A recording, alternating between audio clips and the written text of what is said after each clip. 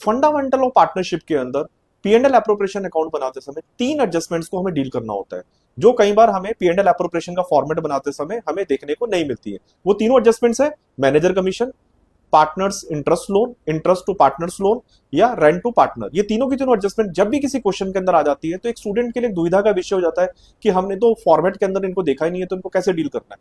पहली बात तो ये तीनों की तीनों items profit and loss account से रिलेटेड है, इनको हमें वहां पर दिखाना होता है। पर P&L एप्रोप्रिएशन अकाउंट के केस में हमें प्रॉफिट एंड लॉस अकाउंट बनाने की कोई जरूरत नहीं होती। ये तीनों की तीनों एडजस्टमेंट्स को डायरेक्टली हम प्रॉफिट में से माइनस कर देते हैं। ये वो प्रॉफिट है जिसको आप P&L एप्रोप्रिएशन अकाउंट में प्लेस करते हो क्रेडिट साइड के अंदर। तो कभी भी ये तीनों आइटम्स, तीनों एडजस्टमेंट आपको जब भी दे रखी होंगी, आपको इन तीनों को उस नेट प्रॉफिट में से डायरेक्टली माइनस करना है। बहुत रेयर सी बात है कि तीनों की तीनों एडजस्टमेंट किसी एक ही क्वेश्चन के अंदर आ जाए। इनमें से कोई एक ही एडजस्टमेंट्स होगी, तो आपको उसको कैसे डील करना है इसमें घबराना नहीं है।